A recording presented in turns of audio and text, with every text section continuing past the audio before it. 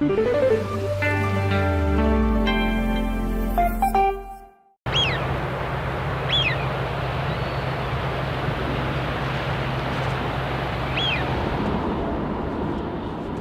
in Rotterdam, on my way to the biggest and busiest harbor in Europe.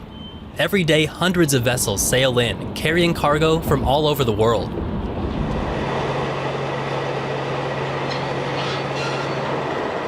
I've come here to meet a young man who works on board a cargo vessel. This is Jeroen. Right now, he's in the middle of his shift, cleaning out old fuel from the ship's fuel tanks.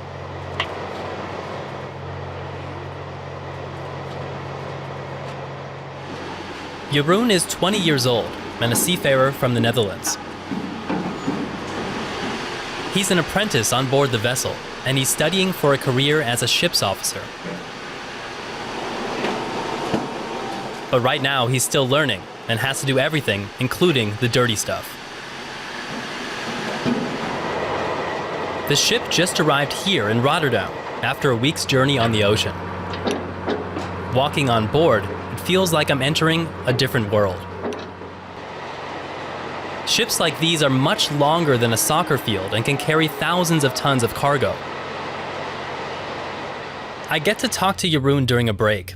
I'm curious if he knows what happens when ships like these die and end up in shipbreaking yards in the developing world. So I do know what's going on in those countries, and it's really kind of ridiculous, you know, that with the technology of today and the safety equipment and everything, it still has to go in such a way because it's just cheaper, you know. The people walking barefoot and everything, it's just sad, you know.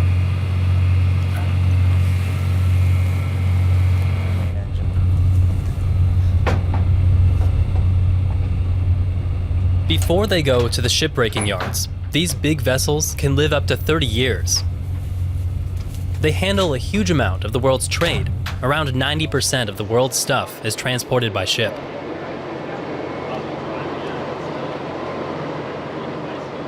After work, we go inside the boat to the sleeping quarters. Jeroen shows me his room, where he's living for his 5-month shift on board. It looks comfortable. He has an ocean view and a private bathroom. But I do notice that something's missing. There's no posters or pictures on the walls to remind him of his friends and family. Leaving them behind doesn't seem easy. You told me that you didn't sleep very well last night. Was it at all because you were thinking about your girlfriend, or was it just something different? Yeah, sometimes you worry a bit about things like how do I do this or how do I do that, and how's it going with my girlfriend and my family, and you know, what are my friends doing at this right moment?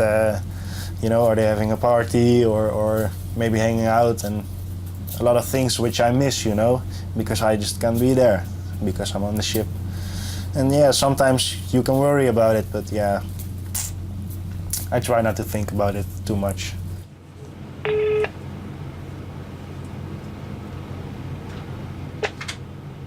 Hello.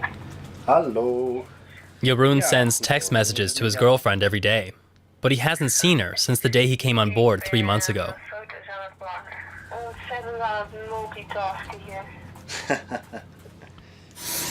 The next day, Jeroen and the crew are preparing for a ship inspection. They need to make sure everything works perfectly.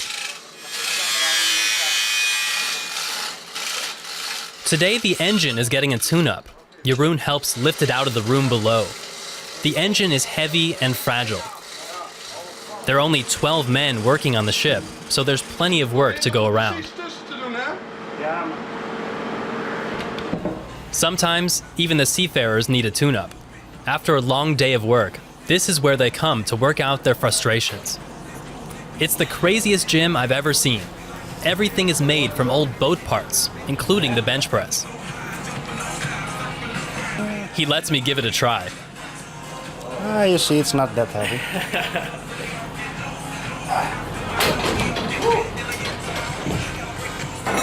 If you have a bad day, just work out and forget everything.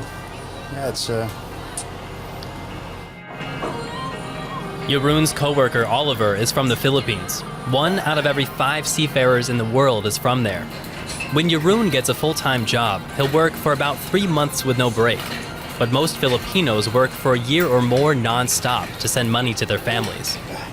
I have the biggest respect for these guys that they can manage it to do it. And every day, even if it's raining, minus 20 degrees, thick layer of ice on the ship, and still they're working, and that for 8 months straight. Yeah, it's really crazy. I think for us in Europe, it's almost unthinkable to do this kind of work for that small amount of money which they get.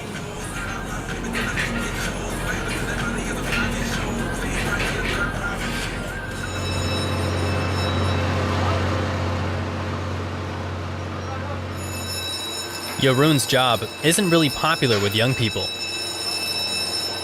Right now, more than 500,000 people work as ship's officers. But 20,000 jobs are open, and that number is expected to increase. The shipping industry thinks young people aren't interested in a physically demanding job where they'll be away from home for months at a time. But hanging out with Jeroen, it's clear to me that he enjoys it, even through the tough times. Soon the ship will leave Rotterdam to sail again to the next port.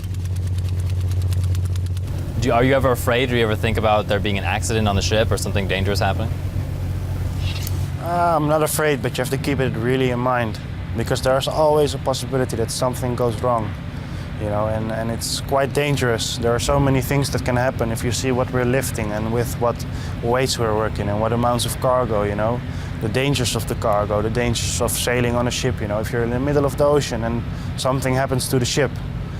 Yeah, it's quite dangerous. For example, the mooring line where we're standing right now, if it snaps, yeah, we won't be standing here tomorrow. How long do you think you want to do this for? Maybe when I get children, I want to quit and search for a job ashore, but maybe I will do this for the rest of my life until I retire or go down with the ship, It's, yeah.